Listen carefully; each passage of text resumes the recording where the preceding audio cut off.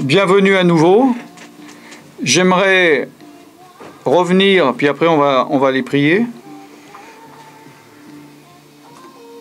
à nos versets de base de 1 Corinthiens, première épître de Corinthiens chapitre 3 que nous avons vu tout à l'heure.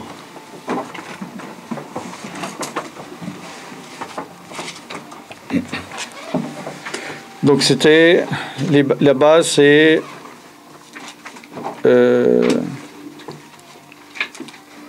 à partir du verset 10 jusqu'à 15, mais vous pouvez lire tout le chapitre.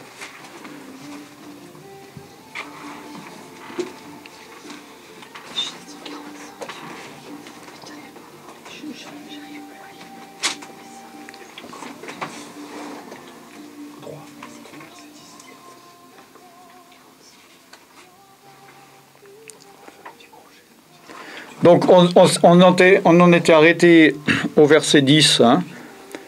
J'ai posé, donc il dit selon la grâce de Dieu qui m'a été donnée. Donc déjà lui reconnaît que il était institué apôtre par Dieu. Puisqu'il dit c'est la grâce que Dieu m'a été donnée, j'ai posé le fondement. D'accord ?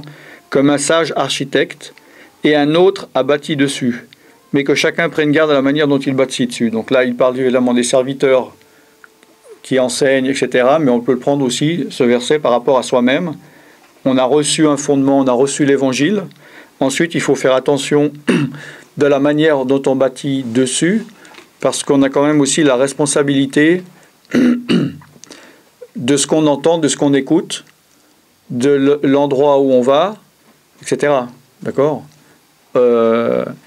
Il y a, dans beaucoup de cas, des victimes ne sont que des victimes consentantes. C'est-à-dire ils sont co-responsables.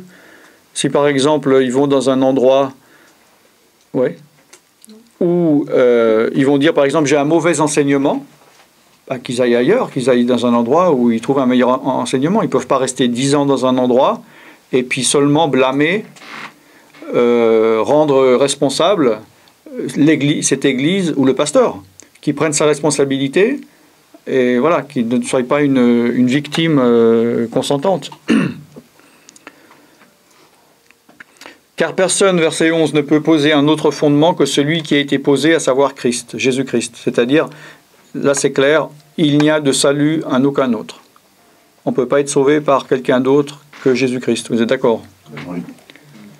Donc la manière dont on bâtit dessus ce fondement, soit avec de l'or, de la pierre précieuse ou du bois du foin, on a vu. Il y a plusieurs manières de bâtir dessus avec des choses qui sont éternelles, qui sont durables, ou des choses qui sont provisoires. D'accord ? Des enseignements, soit qui ne tiennent pas la route même dans cette vie, c'est-à-dire on va entendre quelque chose, on croit à quelque chose pendant 6 mois, pendant une année, après on n'y croit plus, on écoute une autre doctrine, etc. Puisqu'il est dit que l'œuvre de chacun sera manifestée, au verset 13, car le jour le fera connaître.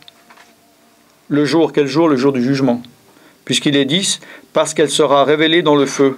Et le feu éprouvera ce qu'est l'œuvre de chacun. Donc là, on peut dire, soit le jour, il parle du jour par rapport au jour, le jour où la révélation arrive, le jour où il y a la lumière, par rapport à des choses de ténèbres, hein, puisque le jour va révéler tout ce qu'on ne voit pas pendant la nuit, ou bien le jour du jugement, puisque c'est un jugement par le feu. Vous êtes d'accord ? Dieu a jugé une première fois avec l'eau, avec Noé. Vous avez entendu parler l'arche de Noé ? L'arche en français, hein ? L'arche ? Oui. Arche. C'est pas l'arc. L'arche. Et le prochain jugement, c'est le jugement devant le trône de Christ, qui est le jugement par le feu. Et justement, devant le feu, aucune œuvre consumable par le feu ne subsistera. C'est-à-dire le bois, le foin, le chaume brûlera.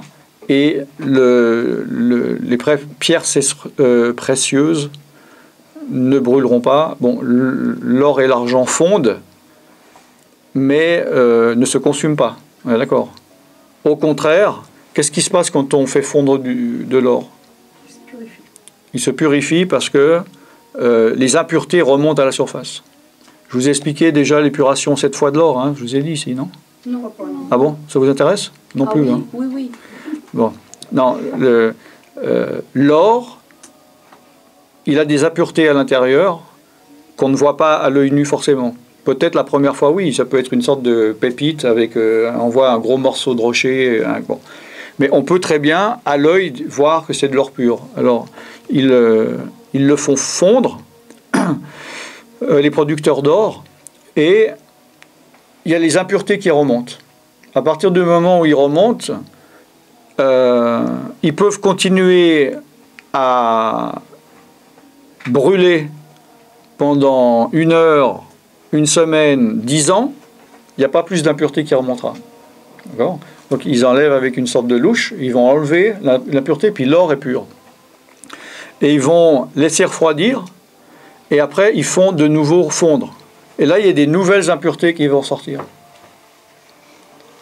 qui ne seraient jamais sorties la première fois. Et là aussi, on peut le faire bouillir 20 ans, il n'y en a pas plus. Et l'or doit être purifié 7 fois. Et au bout de 7 fois, il n'y a plus aucune impureté. Tout ce qui devait sortir, sortir. Donc il est dit, hein, nous, notre foi est comme, doit être purifié comme l'or. Donc nous savons que 7 fois, c'est le chiffre parfait. Donc ce n'est pas une seule épreuve, une seule expérience qui va nous purifier complètement ou purifier notre foi. Il faut qu'on passe 7 fois par le feu pour être purifié, oui.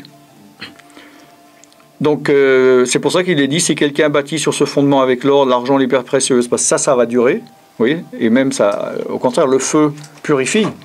Hein. Mais le bois, le foin et le chaume seront consumés.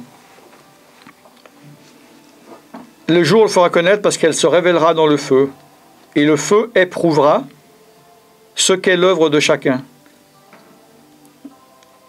Si l'œuvre bâtie par quelqu'un sur le fondement subsiste, il recevra une récompense. Donc qu'est-ce qui va subsister? L'or, l'argent et les pierres précieuses, on est d'accord. Et ce qui ne subsistera pas, c'est le bois, le foin et le chaume. Et si l'œuvre de quelqu'un est consumée, il perdra sa récompense. Pour lui, il sera sauvé, mais comme au travers du feu. D'accord? Donc là, il ne faut pas confondre les bénédictions, les récompenses qu'on peut avoir et le salut. Parce que des fois, il peut y avoir une confusion entre les deux. Parce que là-dessus, on pourrait dire donc on peut acquérir le salut par des œuvres. Vous voyez ce que je veux dire? Est-ce qu'il y a des questions?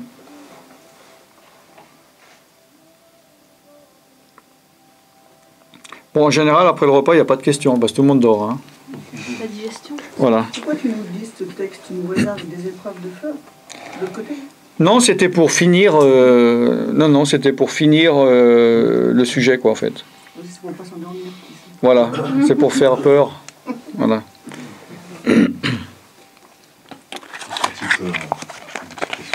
Oui.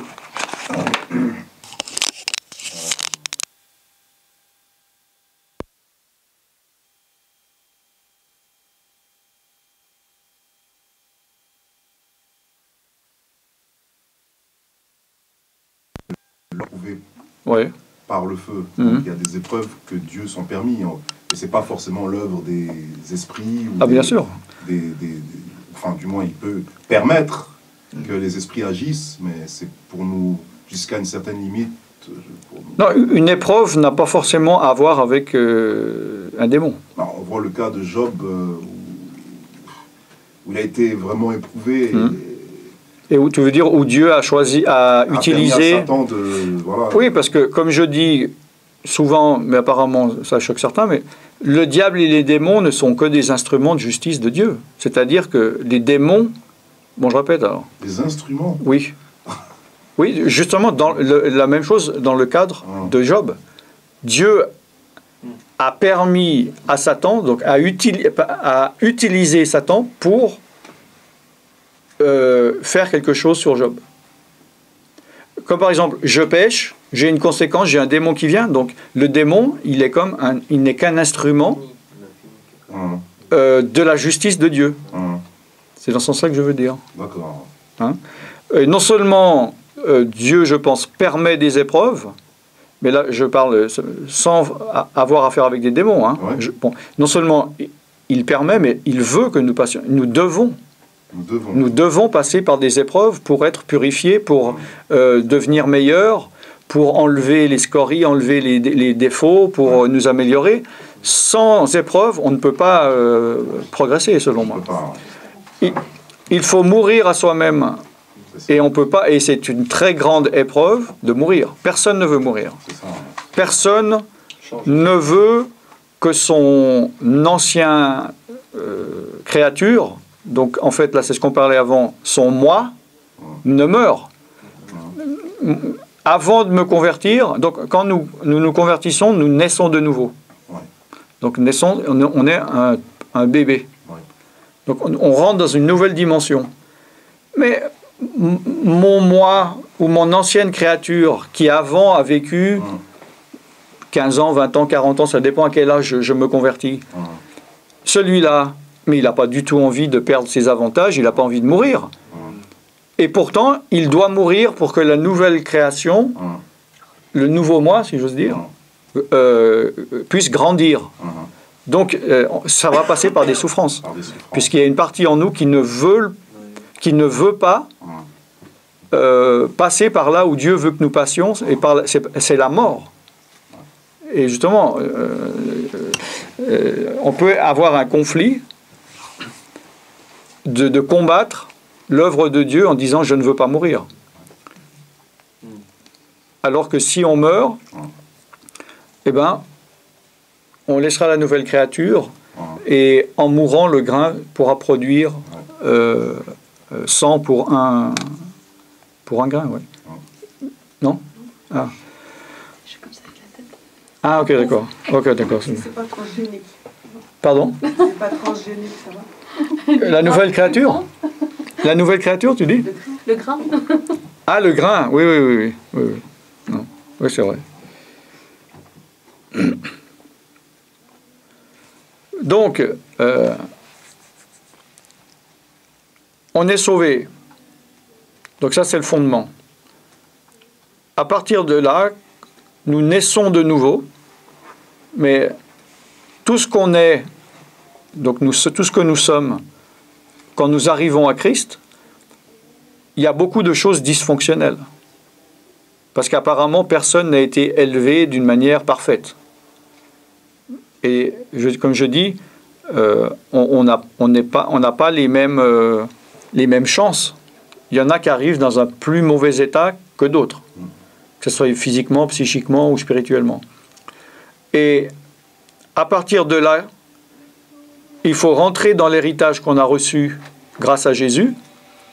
Et cet héritage, entre autres, ça va être la guérison pour le corps et ça va être la délivrance pour le corps et ou pour l'âme et ou pour l'esprit. D'accord? Et la délivrance, ce n'est pas que chasser des démons hors de la personne, alors que la plupart des chrétiens pensent que c'est que ça, c'est-à-dire j'ai un problème et mon problème vient d'un démon. Donc, chassez-moi ce démon et j'aurai plus de problème. Seulement dans certains cas, ça peut être vrai, mais dans beaucoup de cas, son problème n'est pas le démon. Le démon, c'est une conséquence du problème. Son problème peut venir de lui, d'une manière d'être, d'une manière de faire, d'une manière de penser qui a attiré un démon. Et pour être complètement débarrassé de ce démon, il doit laisser transformer pour que les choses qui font que ce démon a des droits sur lui disparaissent. Et quand ces choses disparaissent, le démon n'a plus d'emprise, n'a plus d'emprise et de prise. Et comme je l'ai dit, mais je ne sais pas si je me suis bien exprimé, parce que c'est très, très, très, très important. Quand, par exemple, il y a deux personnes qui se tiennent par la main, il se peut qu'il n'y en a qu'une qui tient la main de l'autre. Donc, quand il y a un lien avec un démon, dans certains cas, ça peut être un démon qui tient la personne. Mais ça peut être aussi la personne qui tient le démon. D'accord? Vous voyez la différence? Et ça peut être les deux qui se tiennent la main mutuellement en commun accord. D'accord? Mais la plupart des personnes qui demandent, les chrétiens qui demandent la délivrance, ça va toujours être, moi je veux pas, c'est lui qui me tient, débarrassez-moi de lui. Mais si, pour une raison X ou Y, le gars tient le démon, le démon, comme je l'ai dit ce matin, il a un droit d'être là, et on va se battre pour chasser un démon qui n'a pas à partir, et il le sait, donc il va rester. Vous avez des questions?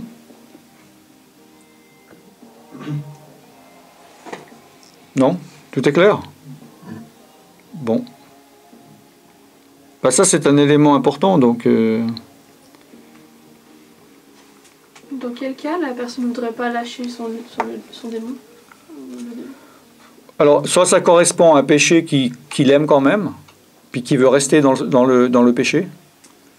Donc, à cause du péché, le démon reste, et il ne veut pas lâcher ce péché.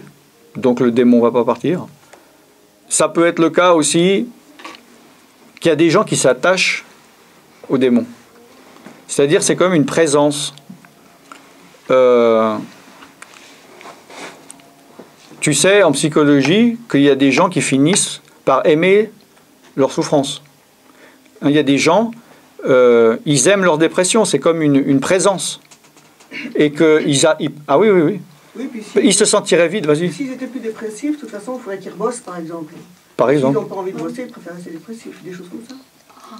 Ou même en tant que vide affectif ou vide de vie, la tristesse, la mélancolie ou la dépression est comme une présence. Ils sont remplis de quelque chose.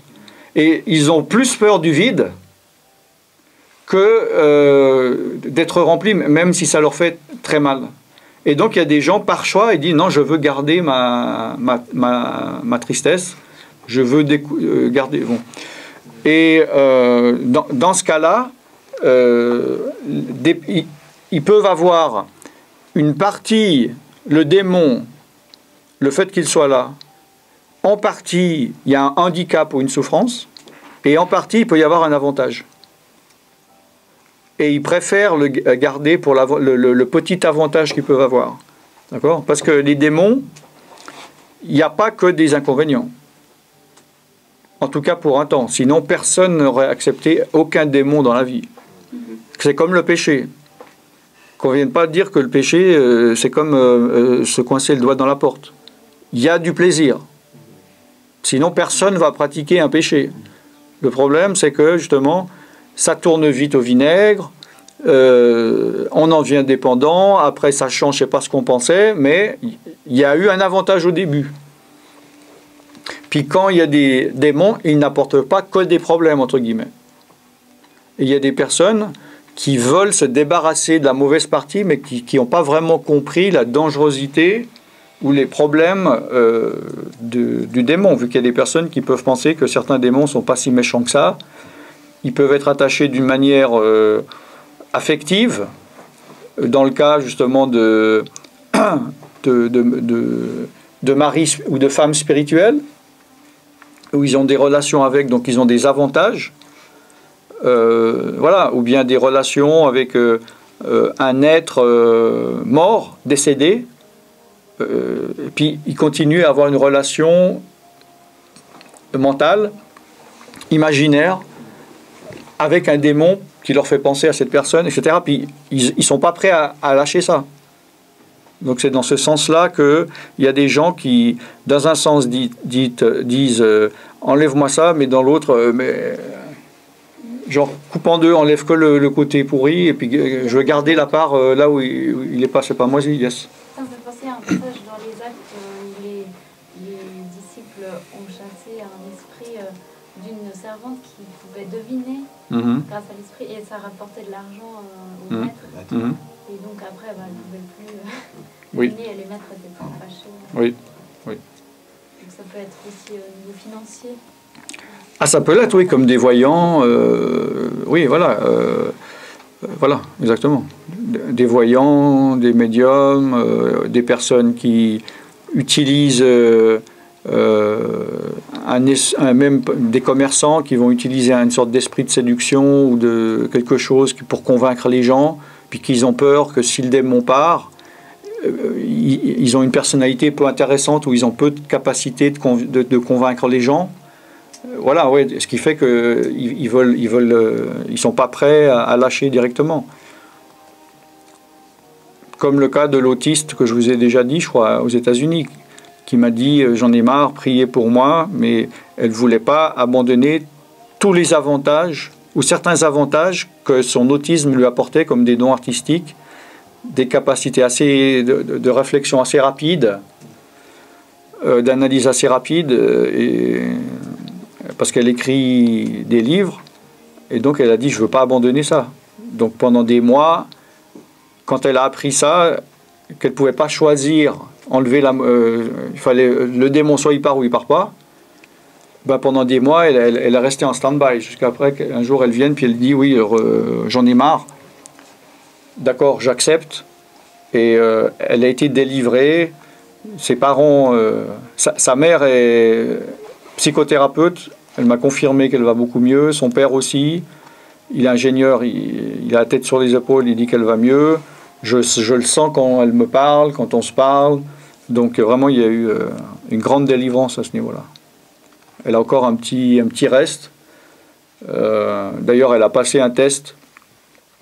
Et selon le test, je crois qu'elle serait considérée comme seulement 1% autiste. Par rapport à avant où elle l'était totalement, quoi. Depuis l'enfant. Hein? Regardez ses talents. Ben, apparemment, oui, elle continue à écrire. Ouais. En plus. Ouais. Oui? Non? Je sais pas, non? J'ai vu une main là. Non, j'étais comme ça. Ah, t'as fait comme ça là? Ouais. Ok. Et pour vous, Alan, comment ça s'est passé quand on vous a enlevé tous les démons, tout ça? C'était comment pour vous? Vous vous êtes senti dans quel état? J'étais fâché parce que, comme j'ai dit, lui, il m'a pas demandé mon avis. Donc, je ne savais pas ce qu'il faisait. Et quand ils sont partis, j'ai senti que c'était une partie de ma personnalité qui partait. Parce qu'il y avait des démons en moi, je pensais que c'était moi, en fait, c'était ma personnalité. Et en fait, c'était des démons qui étaient en moi. D'accord? Puis quand ils sont partis, j'ai bien senti que je me vidais. Et c'est comme si je perdais mon identité. Et je me suis vraiment, je me sentais me vider, et quand ils sont tous partis, je me suis senti vide. Et la première réaction, je me suis fâché, je me suis dit, qu'est-ce qu'il m'a fait ce gars? Il m'a comme enlevé ma personnalité. C'est pour ça que dès qu'ils m'ont dit, tu veux qu'on te prie maintenant pour recevoir l'Esprit de Dieu, je dis, ah bah ouais, là j'ai plus rien, là je suis vide, vas-y, envoie quoi. On voit la sauce. Vas-y, bah oui. Mais donc, vu que je comprenais pas ce qui se passait, j'ai rien compris quoi.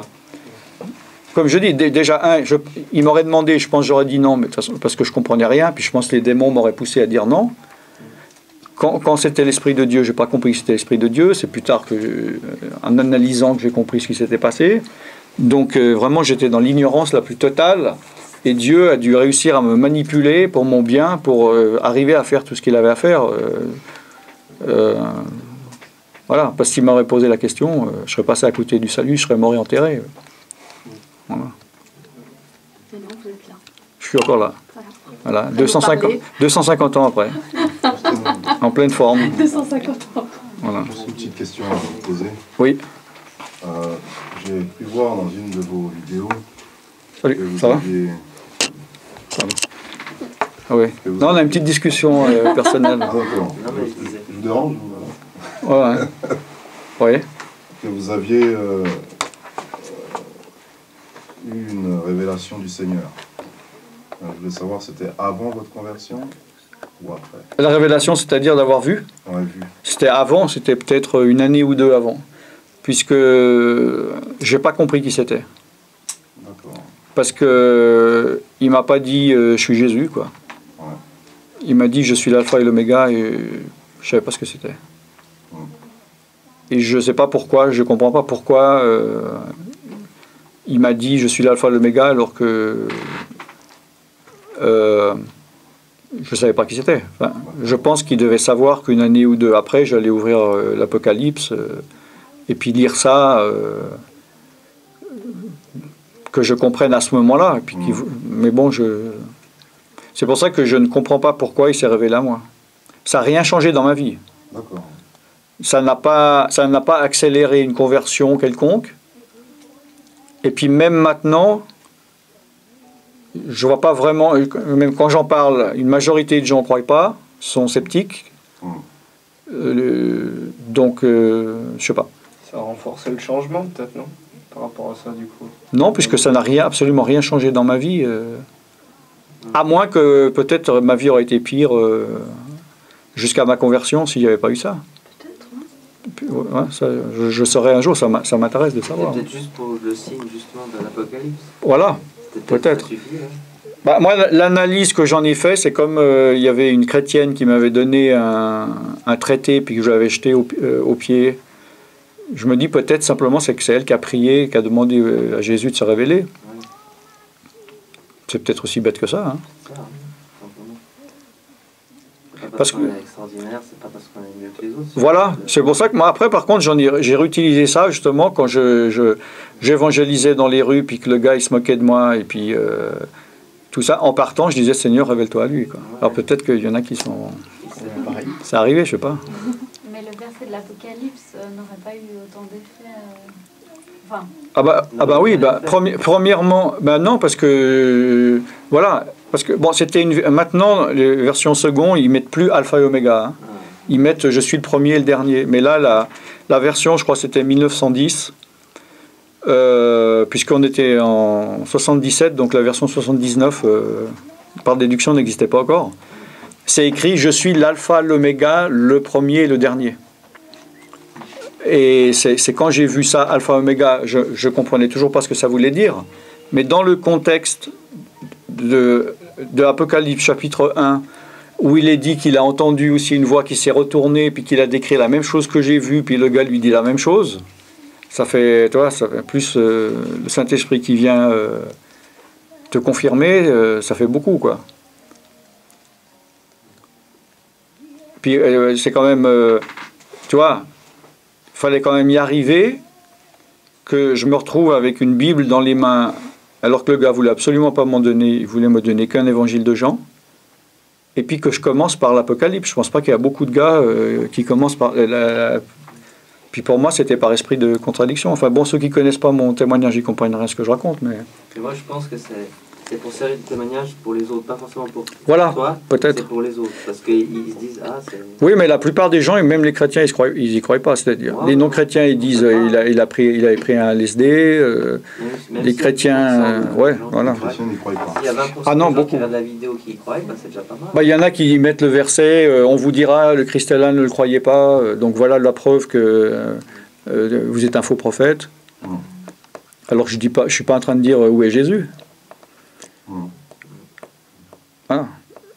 Puis il y en a qui disent depuis sa résurrection, il est auprès du Père, il est par descendu. Enfin, bon.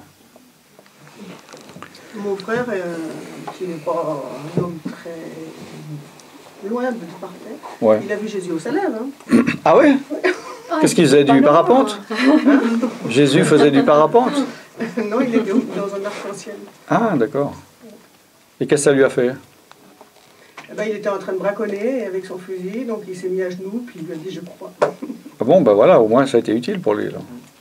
Et il marche droit ou Moi, il n'a depuis... pas arrêté de déconner après. Maintenant, il est De braconner ou de déconner? Il braconne et il déconne aussi. Ça fait beaucoup pour un seul homme, hein, quand même. Faut qu'il choisisse, il faut lui dire. Hein. Maintenant, il est hémiplégique suite à un accident de bagnole. Et ça l'a arrêté dans ses conneries, je crois que ça le protège de faire pire. Ouais, Mais peut-être. il croit, à sa manière, il croit. Ouais. Et puis ce truc-là, ça l'a vachement aidé à supporter son handicap depuis 27 ans. Ah. Mais enfin, Jésus est au salaire. Hein. Ben apparemment, oui. Ça, c'est pas biblique, hein, puisqu'il est dit, si on te dit, la Bible dit, si on te dit il est sur sa lèvre, n'y crois pas. C'est dit, hein, c'est écrit. Hein. Enfin bon, ce verset, pour ceux qui ne connaissent pas, ce verset où il est dit, si on vous dit il est ci ou il est là, il parle du retour de Jésus, mais il est dit non parce qu'il arrivera dans la gloire. Il y aura des faux prophètes. Voilà, mais bon, là, il s'agit aussi du ce qu'on appelle le premier retour, c'est-à-dire le avant millénium. Enfin bon, je veux pas trop compliqué, quoi. Bon, on va voir un dernier verset, puis après on va prier. Vous êtes d'accord ou pas? Oui.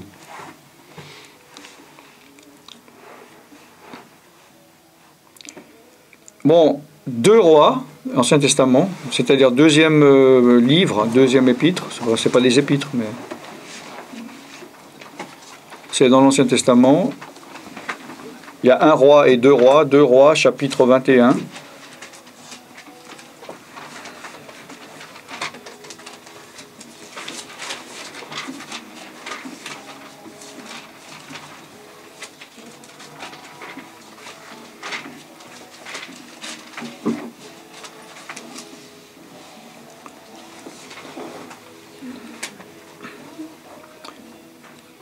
C'est bon, Patricia? C'est bon, hein? Roi combien? Non, ouais, 2 rois. Hein. 2 rois. Avant le mot roi, c'est écrit soit 1, soit 2. C'est-à-dire, c'est le livre. Alors, 2 Rois, chapitre 21.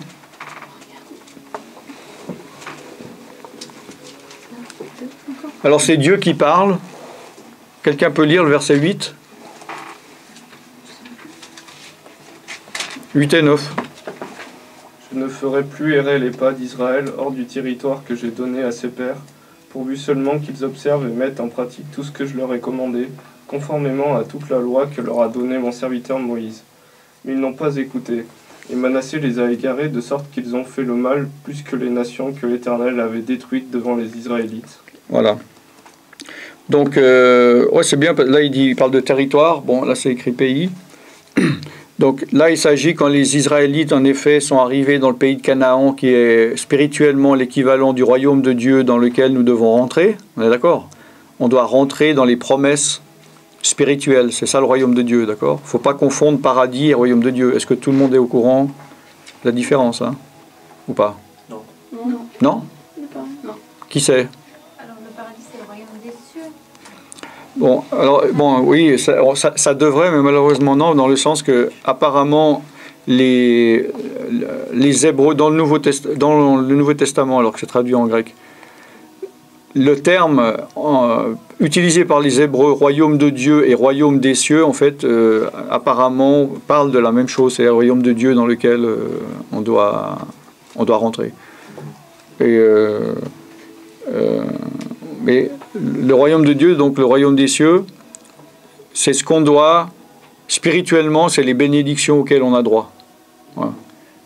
À ne pas confondre avec ce qu'on peut appeler le paradis, voilà, qui est une fois que tout le monde est ressuscité, voilà, l'endroit où les sauvés vont passer leur éternité, où il n'y aura plus de larmes, plus de morts, et il y aura donc Jérusalem céleste.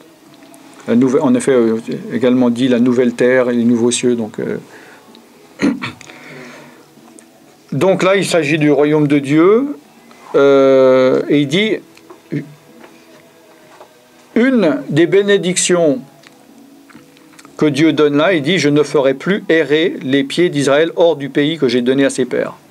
D'accord? Donc, on peut, nous, avec la nouvelle alliance, rentrer dans le royaume de Dieu, dans les bénédictions du royaume des cieux, de Dieu, sans avoir à en sortir. D'accord? On n'est pas des voyageurs comme là, on est en France, il y a la Suisse à côté, on peut aller sortir, rentrer, boire un café, faire des courses. Bon. On n'a pas à faire ça avec le royaume de Dieu. On est dedans, on peut y rester. À partir du moment où on obéit aux principes bibliques et divins, on est d'accord? Donc ça n'a rien à voir avec le salut. On est d'accord. Donc, pourvu seulement qu'ils aient soin de mettre en pratique tout ce que je leur ai commandé et toute la loi que leur a prescrite mon serviteur Moïse. Alors évidemment, maintenant, nous ne sommes plus sous la loi mosaïque, c'était la loi de Moïse, on est d'accord. On est sous la nouvelle loi, la loi de la liberté. Mais on est quand même sous une loi. La loi de la liberté, tout le monde voit le mot liberté, mais juste avant, il y a quand même le mot loi. C'est à Avignon où j'ai parlé de la loi, de la loi un bon moment. qu'on est obligé d'être sous une loi, soit la loi de Dieu. On ne peut pas être dans un chaos, c'est à Avignon. Voilà. Bon, ben alors je ne vais pas répéter ici, mais vous pouvez regarder la vidéo d'Avignon si ça vous intéresse. Donc, verset 9, mais les Israélites donc, ils n'obéirent point, et Manassé fut cause qu'ils s'égarèrent et firent le mal plus que les nations que l'Éternel avait détruites devant les enfants d'Israël. Donc, pour bénéficier des bénédictions du royaume de Dieu, pour bénéficier du contrat que nous avons signé avec Jésus, avec le sang de Jésus, donc pour bénéficier du sacrifice de Jésus, qui était maudit à notre place, et dont le sang a coulé à notre place, nous devons être dans l'obéissance. D'accord ? Sinon, c'est comme si Jésus, en mourant, il nous offre une tonne de bénédictions et qu'on n'y touche pas, quoi. Hein, on peut ne pas profiter des bénédictions auxquelles on a droit. Comme un héritage, quelqu'un dirait, voilà, tu as reçu $1 million, profites-en, puis je passe jamais à la banque, je laisse là-dessus, puis je continue à vivre comme si je n'avais pas $1 million de dollars. D'accord ? Et une des bénédictions, ou un des droits que nous avons, c'est d'être délivrés, justement. Puis ça tombe bien, vu que c'est un séminaire de délivrance, vous me direz. Donc on a le droit d'être délivrés de nos oppresseurs, hein, de nos ennemis. Et c'est dommage d'avoir droit à être délivré des démons et de rester enchaîné. C'est pour ça que je trouve extrêmement dommageable les doctrines qui disent que les personnes n'ont pas à être délivrées ou ne peuvent pas être délivrées. Hein? Il y a même un pasteur, il a dit à une femme qui m'a dit, il lui a dit, je ne peux pas prier pour toi pour ta délivrance. Et il a ouvert justement Matthieu 12 en disant, tu vois, si je prie pour toi, tu seras délivré que pour un temps, et après ta situation sera pire. Donc, comme je t'aime, je ne vais pas prier pour toi. Donc, pour moi, c'est assez scandaleux. J'espère que cet homme est un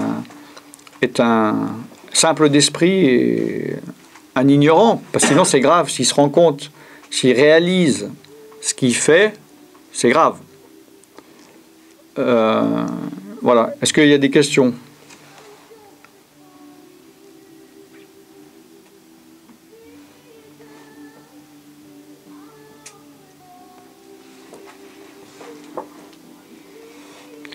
Nous voyons que souvent dans l'Ancien Testament, une conséquence de la désobéissance des Israélites,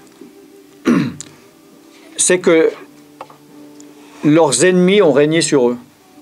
D'accord ? C'est-à-dire, ils avaient des batailles, ils avaient des combats, et s'ils obéissaient à Dieu, ils arrivaient à vaincre leurs ennemis dans les guerres.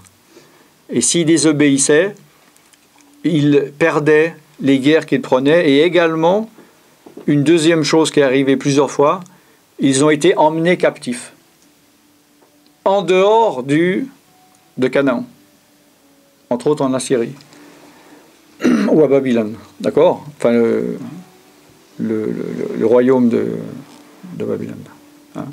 Donc, on peut transposer ça en disant, justement, nous pouvons rentrer dans le royaume de Dieu, mais si nous désobéissons, si nous ne marchons pas selon les principes de Dieu, on peut perdre contre les ennemis qui nous attaquent, ou bien être emmené captif en dehors du royaume de Dieu, c'est-à-dire des bénédictions auxquelles on a droit, et devenir de nouveau esclave d'un de nos ennemis. D'accord ?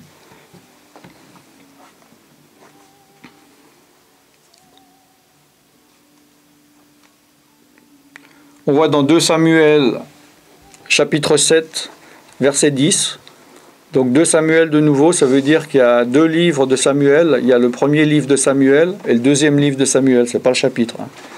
Tout ce qui est avant le nom, tout chiffre avant un nom, ça veut dire le nombre de livres.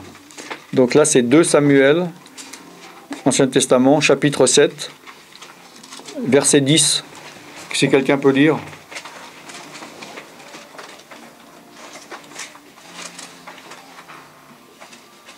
J'ai donné un lieu de résidence à mon peuple, à Israël. Je l'ai planté pour qu'il y soit fixé et ne soit plus agité, pour que les méchants ne l'oppriment plus, comme par le passé. Voilà.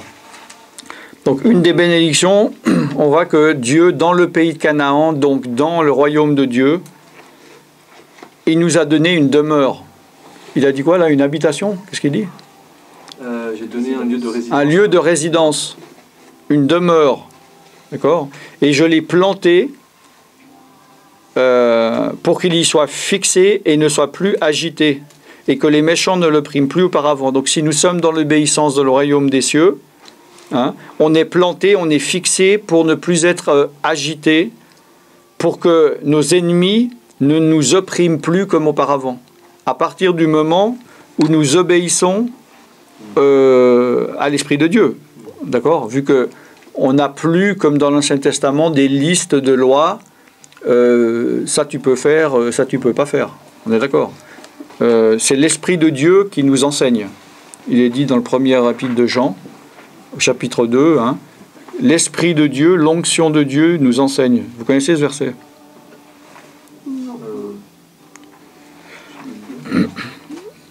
Donc le but de la bénédiction, c'est une fois que nous sommes rentrés dans le royaume de Dieu, de ne plus en sortir.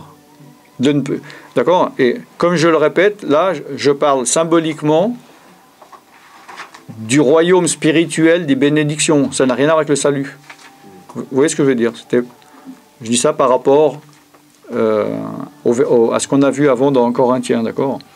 Dans 2 Chroniques 33:8 aussi, donc de nouveau, ça c'est un livre qui a 2 livres. Il y a 1 Chronique et 2 Chroniques, c'est au début. C'est dans l'Ancien Testament, c'est assez... 2 Chroniques, si quelqu'un peut lire, chapitre 33, verset 8. Je n'éloignerai plus les pas des Israélites du territoire que j'ai destiné à vos ancêtres, à condition seulement qu'ils veillent à mettre en pratique tous les commandements que je leur ai donnés, en suivant toute la loi, les prescriptions et les règles transmises par Moïse. Voilà. Donc de nouveau, là, il dit, je ne ferai plus une des bénédictions si on obéit. Il ne nous fait plus sortir du royaume de Dieu, du royaume de bénédiction. Hein. Et voilà, il y a beaucoup de versets comme ça. Et on se dit, on a un peu, en tant que chrétien, on peut avoir une pensée qui soit déformée, dans le sens que on va se dire, oui, les Israélites, les Juifs, ils avaient beaucoup de lois, moi je ne suis plus sous la loi, donc il n'y a plus de règles, il n'y a plus de conséquences, c'est comme il n'y a plus de principe. Je suis sauvé, donc je suis béni, donc tout m'est acquis automatiquement. Alors oui, Jésus-Christ a tout accompli sur la croix, mais pour nous permettre de rentrer dans les promesses. D'accord? C'est pas, comme on pourrait dire vulgairement, tout cuit. C'est pas de la nourriture toute cuite, pré-mangée dans la bouche. Il nous permet, d'accord? C'est comme justement la nourriture, un festin sur une table. Mais il faut s'asseoir, il faut prendre les choses et on a le droit de manger. Mais c'est pas que parce que Jésus dit, je vous ai préparé à manger, que tout d'un coup, la nourriture, elle est déjà dans l'estomac, pré-digérée. Il faut rentrer dans l'héritage et les bénédictions que nous avons droit.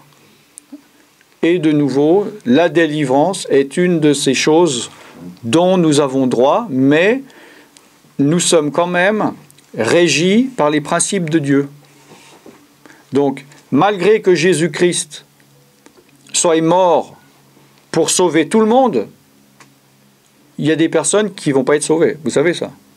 Ou pas? Bon. Alors, malgré que Jésus, il a pris toutes nos maladies et nos infirmités, je peux être chrétien et malade et infirme. Donc, malgré que Jésus est venu pour me délivrer, je peux ne pas être délivré et être sous oppression. Vous voyez ce que je veux dire? Donc, il y a une part de nous qui devons, dans l'obéissance, dans la marche avec la foi, on peut rentrer dans notre complet héritage, voire héritage complet. D'accord? Donc c'est important à comprendre. Est-ce qu'il y a des questions? Dans 2 Samuel, la résidence, c'est le royaume de Dieu? Oui, là il parle du pays de Canaan. Tu as entendu parler? Oui, c'est la terre de Dieu. Voilà. Le pays d'Israël, ou avant appelé la Palestine, ou voilà, ouais. Le royaume d'Israël,